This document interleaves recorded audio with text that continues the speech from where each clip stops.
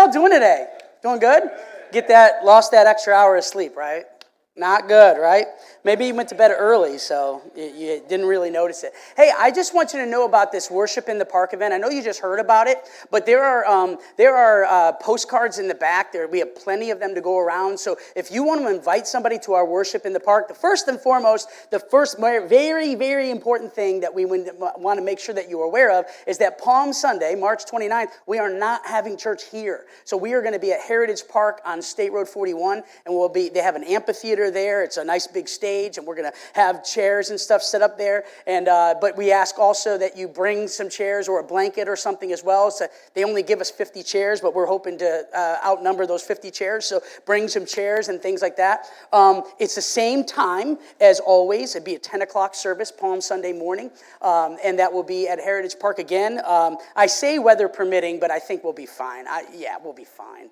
But just go there. But anyway, let me get back to the postcards. The postcards back there are for, on the front, it just kind of says Worship in the Park, gives the information. On the back, there's a QR code that if you give that to somebody, invite somebody to our Palm Sunday service, then they could scan that QR code and they could see all the information. And there's actually even a register button on there if they want to pre-register. It's not mandatory that they pre-register, but if they do, it just kind of helps us to know that who to expect. So there's a lot that's going to be happening there. We are going to need volunteers to help out with that, mostly to set up our stage in the morning. So if you're an early riser and that's something you really like to do, that we're going to be starting at 7 a.m. that morning to get the stage all set up. We have to bring all of the sound equipment and everything and set it up ourselves, and all the instruments we have to bring and set it up for our 10 o'clock service. We're going to start up at 7 a.m. to get that going. So if you are interested in that, please see me. But we're also going to have, I don't know that we have a sign-up sheet on the back yet, but we're also going to have that. If you are interested, just let me know, and we will get you on that list. Okay, I think that's all I have to say about that. But anyway, let's go. We are in our last week, as I already mentioned, of our Running with the Giants series. We have been taking a look at the Old Testament, primarily in Hebrews chapter 11, where it gives a list of a bunch of heroes of the faith, these giants of the faith that is in Hebrews chapter 11. And it always begins, each line, when it says, by faith Noah, or by faith Joseph, or by faith Moses. And we are in our 11th week, so we've looked at 10 people in the Old Testament so far, and we're looking at our 11th this morning, and our 11th and final person this morning. But the reason why we did that, the whole purpose of doing that is when we were younger, if you grew up in the church, then you heard these Bible stories. You heard these Bible stories in the Old Testament about Joseph and about Noah and all these people. You've heard them.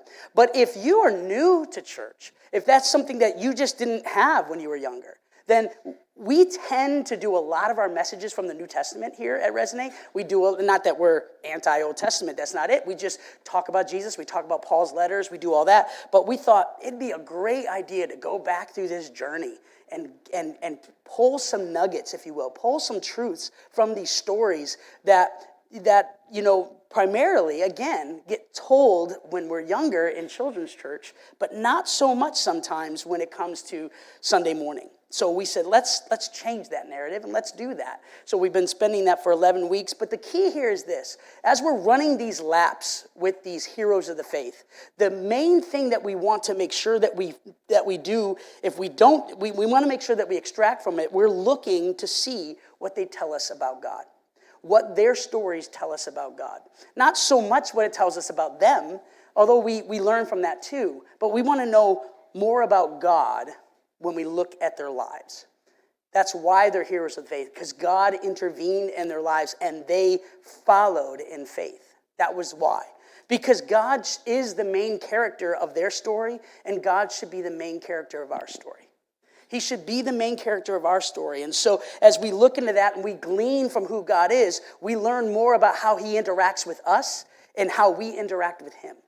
And so that's the key. So our theme verse has been found in Hebrews 12, 1 through 3. It gives us this idea of this race that we're talking about, running these laps. And it's therefore, since we are surrounded by such a great cloud of witnesses, that great cloud of witnesses are those heroes of the faith that have gone before us, let us throw off everything that hinders and the sin that so easily entangles, and let us run with perseverance the race marked out for us, fixing our eyes on Jesus, the pioneer and perfecter of faith. For the joy set before him, he endured the cross, scorning its shame, and sat down at the right hand of the throne of God.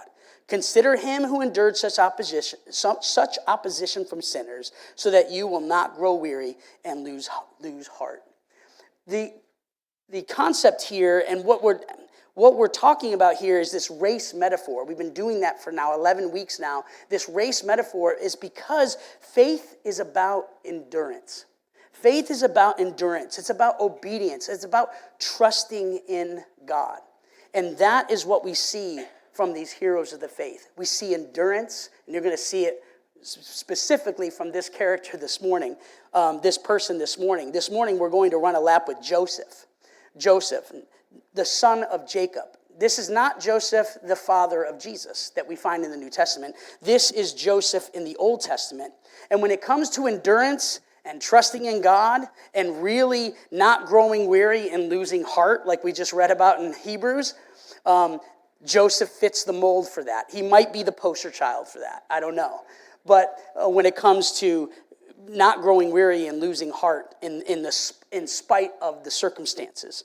It is also interesting that, and just some of you who know Mia Fackler is actually this weekend is going to be,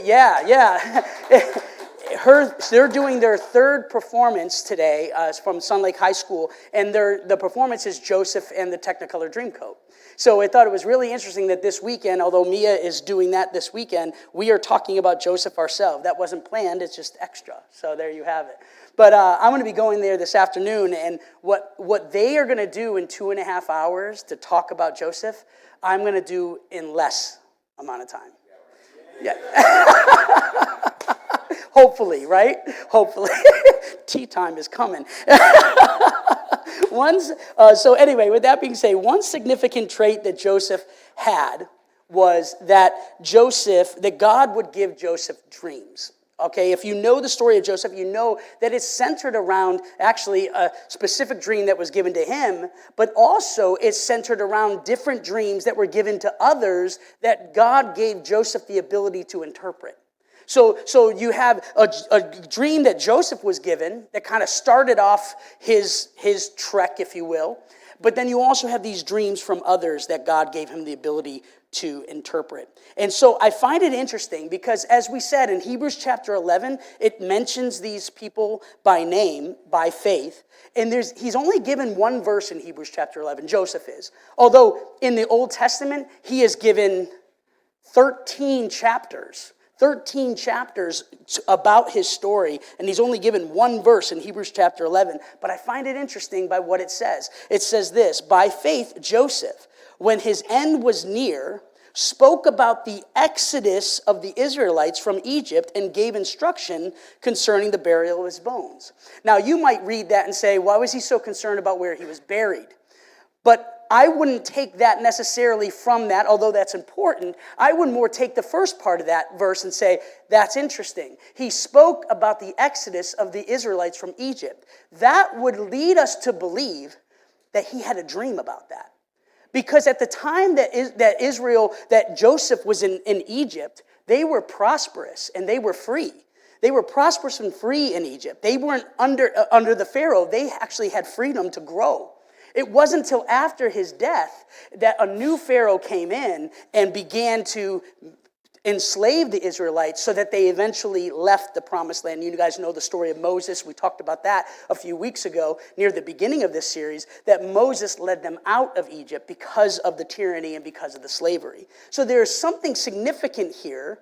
There's two things significant here. Number one is that he might have had a dream. He might have had a dream. The other is he understands prophecy. He understands they're not staying in Egypt forever because he knows that Abraham, the promise of Abraham was that they would have a promised land that they would be called their own. So whether you take both of those happen or one of those happen, it shows that Joseph is trusting in God. And he knows the prophecy, and God has revealed that to him. So that is important as we just look at that one verse. But this morning we're going to hear from Joseph. We're going to hear from him about his betrayal. We're going to hear about patience. We're going to hear about leadership, and we're going to hear about forgiveness.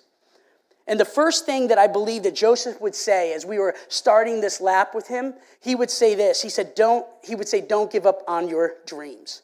Don't give up on your dream. Now, Joseph is not talking about Disney's version of the dream. Okay, a dream's a wish your heart makes, right? We're not talking about that, right? That's not the dream he's talking about. He's also not talking about if you can dream it, you can do it. These are some things that we hear that people say that it's all from within, and if you just dream about it and you can envision it, then you can do it. That's not the dream that Joseph is saying, don't give up on your dream. That's not what he's referring to. As I mentioned, Joseph received dreams from God and was also given the ability to interpret dreams from others. When Joseph says, don't give up in your dream, he's referring to God's revealed dream for you. He's talking about God's revealed dream for him. When he says, don't give up on your dream, he is saying, God has a dream. He has a plan. He has a purpose for you. And that is what he's saying. Don't give up on what God has for you. Don't give up on what God has for you. That is significant. It's a switch, right? Because our dreams and our wants and our needs doesn't come from within. It comes from God and what he desires for us that he asks us to live out. He asks us to pursue. And so we see that in Genesis 37, 5 through 7, we see this dream that kind of started everything, if you will, for Joseph. And we see it here in verse 5, Genesis 37, let's get going. Joseph had a dream, and when he told it to his brothers, they hated him all the more. What was this dream that they hated him for? He said to them, listen to this dream I had. We were binding sheaves of grain out in the field when suddenly my sheaf rose and stood upright, while your sheaves gathered around mine and bowed down to it. His brother said to him, do you intend to reign over us? Will you actually rule us? And they hated him all the more because of the dream and what he had said. Then he had another dream, and he told it to his brothers. Listen, he said, I had another dream. And this time the sun, the moon, and 11 stars were bowing down to me. Joseph had 11 brothers, by the way. When he told his father, as well as his brothers, his father rebuked him and said, what is this dream you had? Will your mother and I and your brothers actually come and bow to the ground before you? His brothers were jealous of him, but his father kept the matter in mind. Probably should have kept those dreams to himself. That's just my thought. Why just, hey guys, you're all going to bow to me. I'm going to be your ruler, right? Probably should have kept that to himself. But we'll get to that in a moment. But first I want you to know this. God has a dream. He has a plan. He has a purpose. He has a calling. He has a task. He has a career for you. God has a place and a space for you to live within his will for your life. God has a space and a place for you to live within his will for your life. And although we might not think that Joseph's tactics and his way of approaching this was probably the right way to approach it, God has a place for him. God has a place for you. Jeremiah 29, 11 through 13 says, for I know the plans I have for you, declares who? The Lord. God says, the Lord says, for I know the plans I have for you, plans to prosper you and not to harm you, plans to give you a hope and a future. Then you will call on me and come and pray to me, and I will listen to you. You will seek me, and you will find me when you seek me with all your heart. We should always be listening and seeking for God's plan, God's purpose for our lives. He desires to reveal them to us and walk with us in them. That is what God desires to do for each of us. As I mentioned, Joseph probably should have kept that dream to himself. I don't know. At that time, he should have. But Joseph would say, if this was kind of coming from a place of arrogance or pride, he would say early mistakes don't disqualify you from God's plan, but they may delay the plan a little bit. But they may delay the plan. Missteps happen in our lives. We're not perfect. Our own wants and needs sometimes get in the way. Our fears. Sometimes we don't step into the direction that God wants us to step because of our fear or because of past failures or whatever it is, God's plan. We stray from that, from a lack of faith. And even pride can get us off track from God's plan, or at least delay it a little bit. It can be debated whether Joseph sharing his dreams came from a place of pride or arrogance. I'm not going to debate on that. I don't know what his reason for telling his brothers that was, but it could have come from a place of pride and arrogance. We can debate that all day. But one thing that we can't debate that is very obvious is that it led to his brothers' jealousy of him. That was clear. That whatever the reason that he shared that, and whatever reason he thought to share that, his brothers were jealous of him. And so we see that, and we see a plot almost immediately to get rid of his brother because of what he shared with them. And we see that in Genesis 37:19-20. It says, here comes that dreamer. His brothers said to each other as he was coming along the road, come now, let's kill him, throw him into one of these cisterns, and say that a ferocious animal devoured him. Then we'll see what comes of his dreams. So they already have this plan to kill him, and they actually do, just to kind of give you a spoiler, they throw him into the cistern, at least initially. But that's not where they leave him, and we'll see that in a moment. But early mistakes don't disqualify you from God's plan, but they may delay it a little bit. See, Beth and I knew that God was calling us to plant a church, to plant Resonate Church in 2006. We knew that in 2006, that God was calling us to plant Resonate Church. We were at the time, we were living in Arizona at the time. And instead of looking to go and plant a church, we ended up in 2007 taking on a church in Elmira, New York. So we moved back from Arizona, we moved back to Elmira, New York. This was in 2006, 2007. We knew that God was calling us to start Resonate Church. We actually knew the name and everything. But it took us 6 years till 2012 to actually say, all right, we'll go and we'll do that. All right, God, we'll do that. We knew, but there was lack of faith, lack of trust, whatever you want to call it. But I remember us thinking, how are we going to afford to live if we go and do something like, at this time, I would get hired by a church and they would pay my salary. So that was easy, And so I was like, okay, I'm getting a salary. But starting a church where there's no people to pay your salary, that kind of gets a little bit fearful, And so we were like, how are we going to do this? If God is calling us to do this, he's got to make a way. But we weren't trusting the process. And we held back from that. But eventually, he knocked us over the head and said, are you going to do this or not? And we did. And here we are. Again, fear and the unknown cause us not to trust God fully, at least initially, to move in the direction and the will for his life. But as you can see, because we didn't act in 2006, he didn't disqualify us from his plan. It just may have delayed it a little bit, but it didn't disqualify us. He didn't say, well, you missed your opportunity, because here we are. And why is that? Why is that? Because Joseph would remind us that God's character is that of patience and love. That is the character of God. That's why he was able to sustain us, right? That's why he was able to work with us. Because God, we have our own timetables, and God has a very different one. But Joseph would remind us that God's character is that of patience and love. Psalm 103:8, the Lord is compassionate and he's gracious.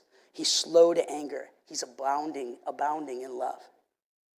That is what I know about God because I remember in 2012 when it was very clear and obvious that we had to do this. I just had to submit. Beth and I both in our living room just knelt down at the couch and just said, God, forgive us for not acting sooner. We knew we were supposed to do this sooner. And he showed his grace and showed his mercy.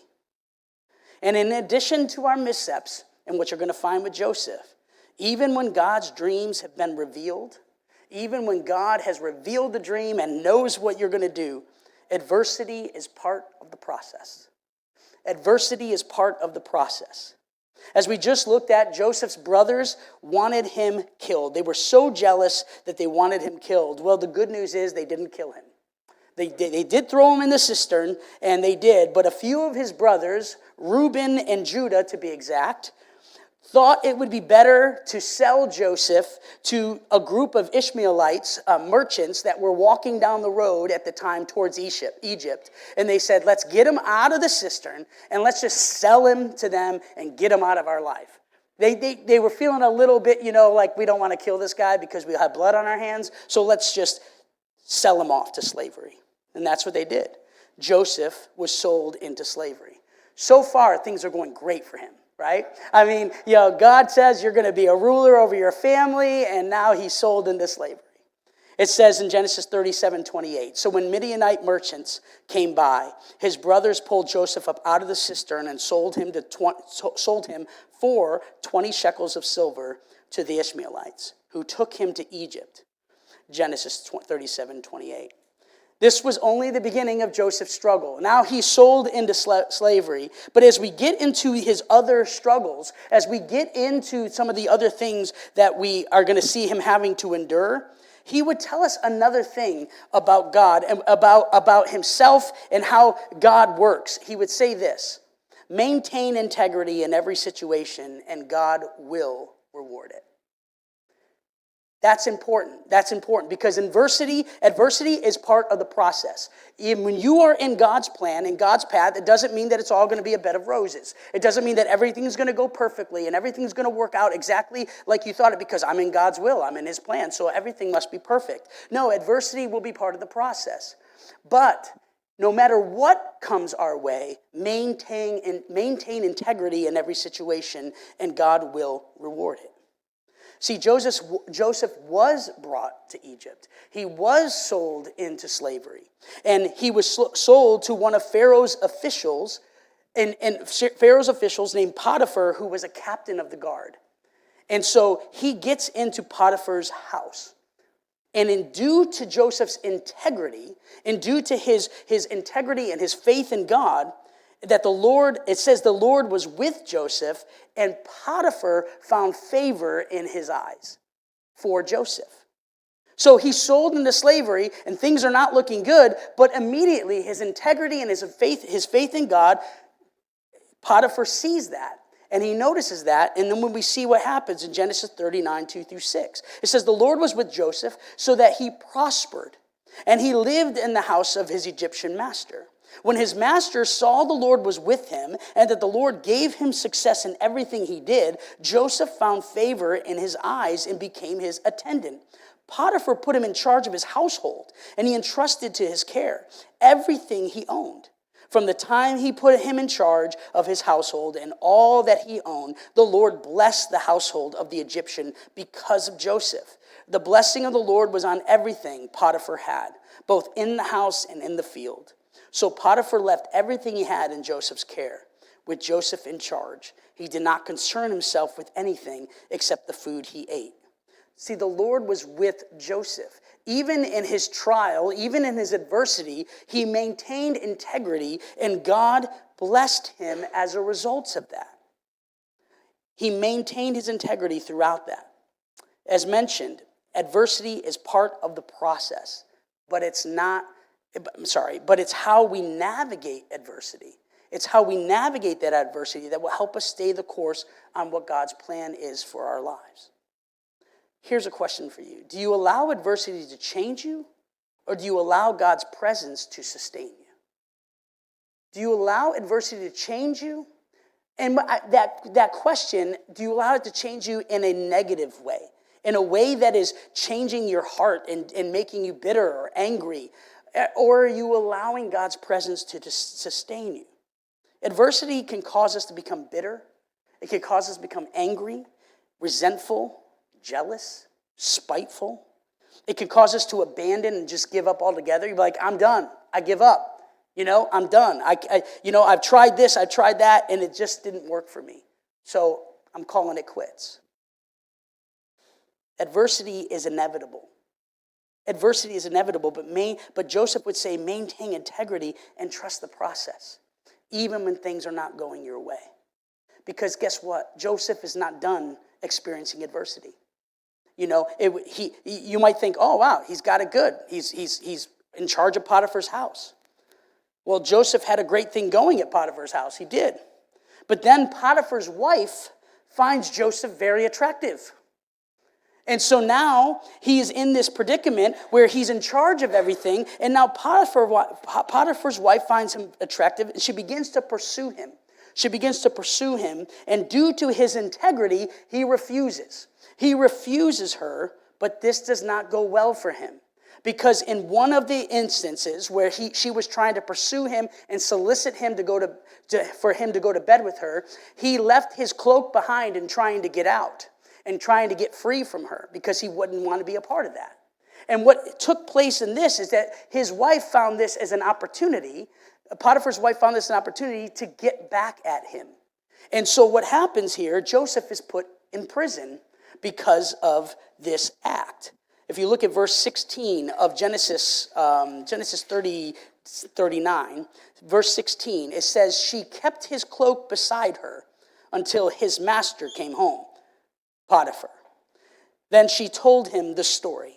That Hebrew slave that you brought us came to make sport of me, but as soon as I screamed for help, he left his cloak beside me and ran out of the house. That is not how this happened. This is not how this happened at all. When his master heard the story, his wife told him, saying, this is how your slave treated me. He burned with anger. Joseph's master took him and put him in prison, the place where the king's prisoners were confined. Again, things going well, adversity sets in. What is going on? This is not going well for Joseph. You might be saying, how has his integrity rewarded him? His integrity put him in prison. Well, even in prison, much like Potiphar, the warden finds favor in his eyes for Joseph. Genesis 39, 20-23. But while Joseph was there in the prison, the Lord was with him. He showed him kindness and granted him favor in the eyes of the prison warden. So the warden put Joseph in charge of all those held in the prison, and he was made responsible for all that was done there. The warden paid no attention to anything under Joseph's care, because the Lord was with Joseph and gave him success in whatever he did. Again, integrity. God rewards that. God has a plan. Listen, why do I take the time to tell you all this? Because there's even more that happens. But for the sake of time, I just want to kind of keep us moving through this story. I told you there's 13 chapters of it, okay? We're not going to get through all. We're going to get snippets, right? But while in prison, Joseph comes in contact with a cupbearer and a baker. It sounds like a joke, but it's not. I'm setting up a joke. There was a cupbearer and a baker. No. So there's a cupbearer and a baker of the king, of Pharaoh. And they are imprisoned for whatever reason because they have, been displeased by the king, so they're put in prison.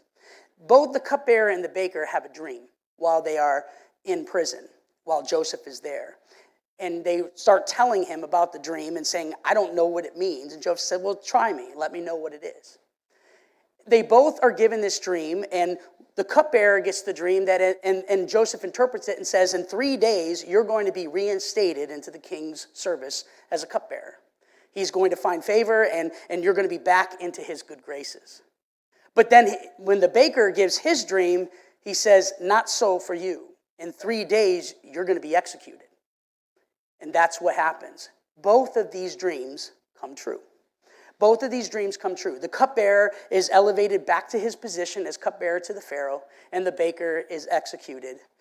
And Joseph says to the cupbearer, when you get back into the king's graces, remember me. Well, the cupbearer gets back into the good graces, but the cupbearer forgets about Joseph. So Joseph remains in prison. I tell you all this because when we are pursuing God's plan for our lives, it's not always going to look pretty and polished. It's not always going to look like things are going well. You will have battle scars as you pursue God and his plan for your life. You may lose a job in the midst of that. And you might say, why, God? Why? Why would you do this? I've been doing all the things that you've been telling me to do. And you might lose your job. You may have financial hardships. You may have a strained relationship, whether that be with a family member or somebody, who was close to you at one point. You may get diagnosed with cancer. You may lose a loved one. You may not be able to do all the things that you were once able to do. Like I realized on this cruise that I can't throw a dodgeball overhand anymore. I have to do sidearm. But, but you may not be able to do all the things that you were able to do. But why do I say that? Because it's true. But because it's so easy for us to think that everything should be roses if we are following God's plan. But it just isn't. Life hits you. Life takes a crack out of you, whatever. And we have to be able to understand that and still remain people of integrity and people who are worshiping God in the midst of all of that. And that's what Joseph did. Joseph remained faithful. Because this is the truth. You can either allow that pain to make you bitter, or you can allow that pain to make you better. What are we going to do? You can either allow that pain to make you bitter and angry and jealous, or you can allow it to make you better, allow God to make you better through it. You see, there's one more thing that Joseph would tell us about God. God can turn your pain into purpose. God can turn pain into purpose. And let me set this up very quickly if I can. Joseph will eventually get out of prison. Because what happens is the Pharaoh has a dream. And he can't find anyone in the kingdom to interpret it. And then the cupbearer finally says, oh, wait a second, king. I do know a guy. It's like 2 years later. It's like, what are you doing? Like he's been in there for 2 more years. And then finally, I do know a guy. He could help you with this. So the Pharaoh summons Joseph out of prison. And Joseph interprets the dream.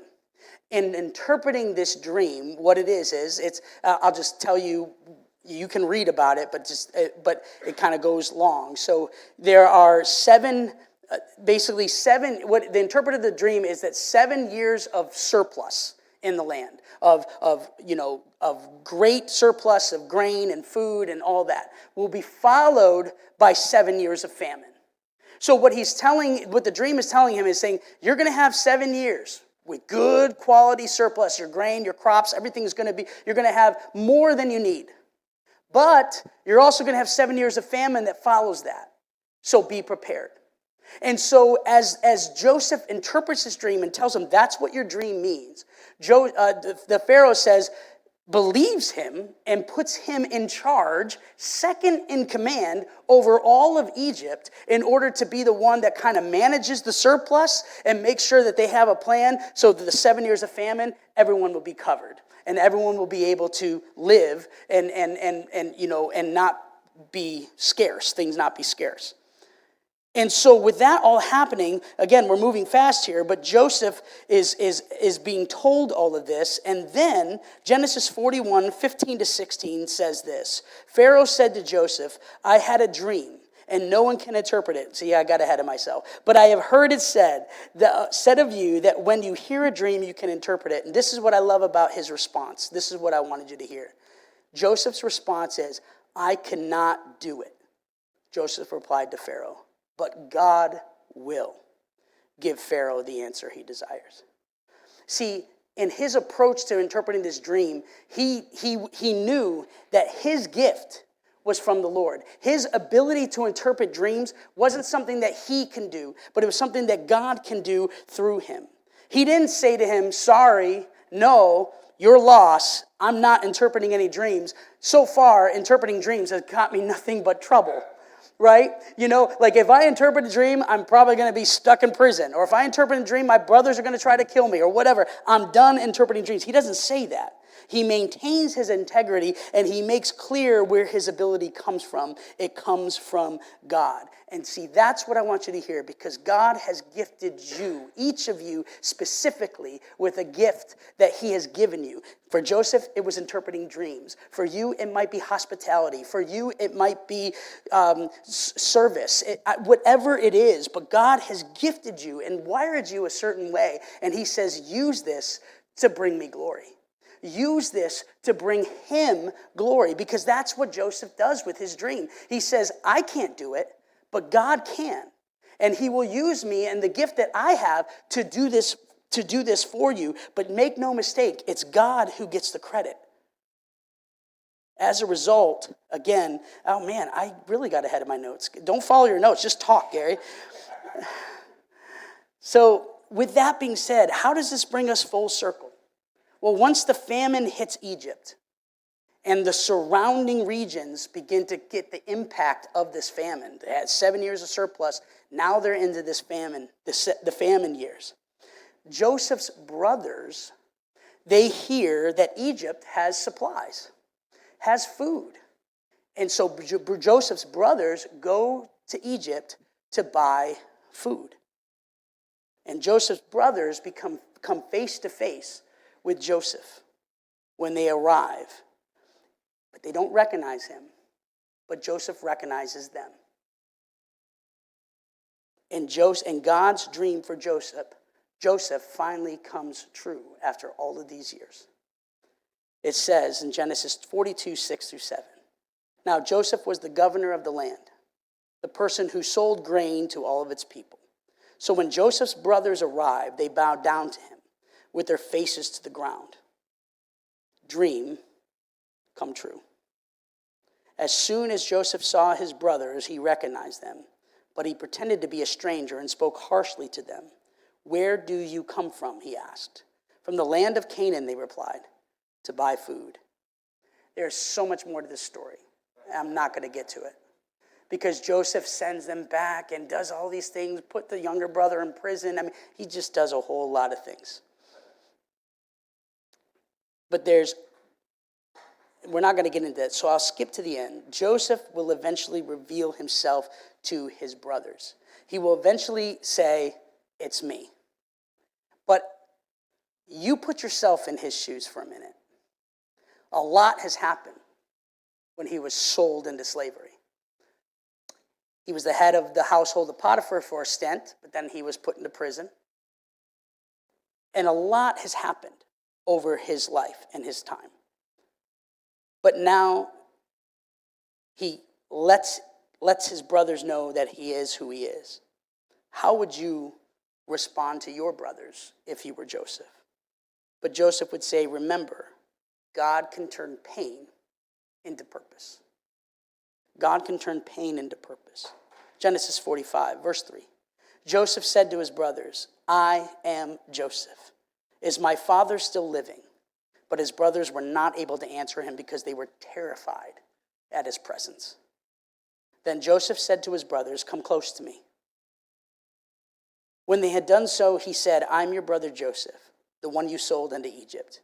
And now do not be distressed and do not be angry with yourselves for selling me here, because it was to save lives that God sent me ahead of you. For 2 years now there has been famine in the land, and for the next 5 years there will be no plowing and no reaping. But God sent me ahead of you to preserve for you a remnant on earth and to save your lives by a great deliverance.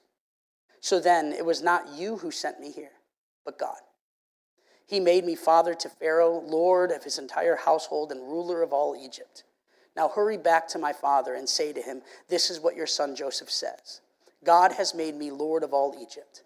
Come down to me, don't delay. You shall live in the region of Goshen and be near me. You, your children, and your grandchildren, your flocks and your herds, and all you have. I will provide for you there, because 5 years of famine are still to come. Otherwise, you and your household and all who belong to you become destitute. Joseph would say, pain is temporary, but God's promises are eternal.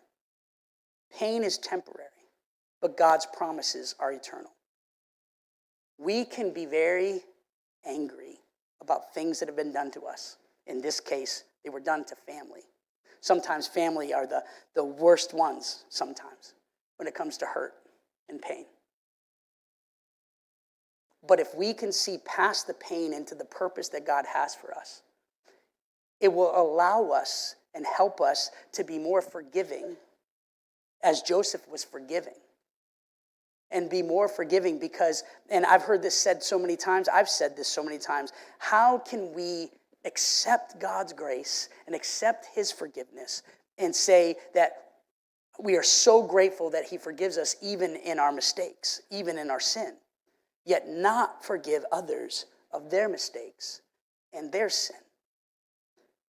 Because pain is temporary, but God's promises are eternal. That pain, it will soon be gone. Guess what? When we get to heaven, there is no more pain. There is no more sorrow. The pain is temporary. Not just on this earth, but beyond. It's temporary. But God's promises are eternal. God has a plan for your life. He has a plan for your life. Are you living in it? Are you living in his plan? Are you putting it off? Whatever it is, are you putting off what God has for you? What his revealed dream for you? Are you putting it off? Do you know what it is? Has he revealed it to you? Or maybe you haven't been seeking. As we said earlier, it says, when you seek me, you will find me when you seek me with all your heart. Are you seeking his plan? Are you seeking his dream? Are you seeking his purpose for your life? Or are you kind of just going autopilot? Just kind of going life in the way that you're going, and just things are just falling into place, and just, the mundane. I get up, I go to work, and I go to bed, and I get up and I go to work, and I go to bed, and I have the weekend, and then I do things. Are we pursuing God's plan for our lives? Are we living out the dream that he has set for us, that he is trying to reveal to us? Because let's be honest, from the word go, when it came to Joseph, goodness gracious, he might have just thought this dream was not going to come to fruition. This dream was like, something that maybe he made up in his own head. He was sold into slavery. I mean, how am I going to get from there to where he ended up? Only God. Because God promised that that's what would happen. And he was living out that dream. Adversity? Yes, it happens.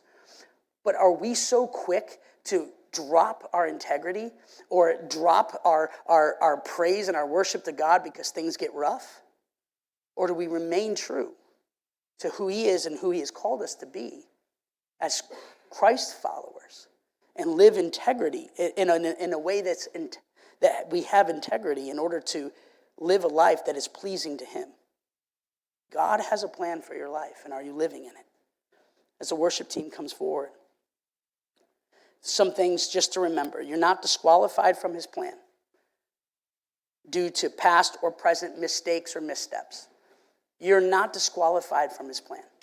It may have been delayed a little bit through disobedience, through a lack of faith. It may have been. One of the things that in my life right now is if some of you don't know this, some of you do, I'm pursuing a master's in counseling, because one of the things that, and I'm a year and a half into it, and it's very difficult, but whatever, but I'm skirting through. It's been fine, but this is something that I known for probably the past 8 years that I should have been doing. I knew that God was asking me to pursue counseling and to pursue that avenue, but I just put it off. So some of those reasons were financial reasons. Some of those reasons were time, kids, all those things. I can make all the excuses I want. But the reality is I was putting it off.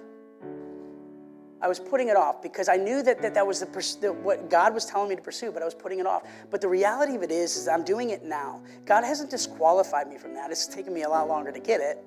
But he has not disqualified me from that. He didn't just give up on me. He's not going to give up on you. I don't know where you are in your stage of life. If you're at the retirement age or just getting started, whatever, everything in between. But God still has a plan for you. He still has a dream for you, and he wants to reveal that to you. And you're not too young, and you're not too mid-age, and you're not too old in order to hear it and then pursue it. Whatever he has for you. Whatever it is. You're not disqualified from his plan due to past or present mistakes or missteps. Now, I don't need to tell you that adversity will always be a part of the process because you probably have already experienced that. But maintain integrity and trust God through it. Trust him. Trust him through that process. Don't give up on him. He's not giving up on you. And trust that God has a purpose through the pain and that his promises are eternal. That if he promises it, he will deliver you to it and through it. He promises that. May not look exactly like you had hoped, but God's plan is perfect. And we just got to trust him through it. Our Heavenly Father, I thank you for this story of Joseph. There's a lot to cover, a lot there, a lot more to talk about. But Lord, the highlight is that even through adversity, even through struggle, even through a plan and a dream that you had for him, that somewhere in that, he never lost sight of it, even though times were tough and the struggle was there. And Lord, even when he was able to achieve what you had given him a dream for, Lord, his heart was still maintained integrity and love because he showed forgiveness to his brothers, to his family. Lord, I pray that as we kind of take this story, this narrative, if you will, this account, begin to reminisce on it a little bit and see, God, are we 100% pursuing what you have revealed to us as the dream that you have for our lives? And if not, Lord, help us, each of us, to take a step in that direction. No matter how long that we have known what your plan and your will is for our lives, that we step into it saying, I'm ready now, and see the faithfulness of you, God, your faithfulness come through. We love you, we thank you, we worship you. In Jesus' name.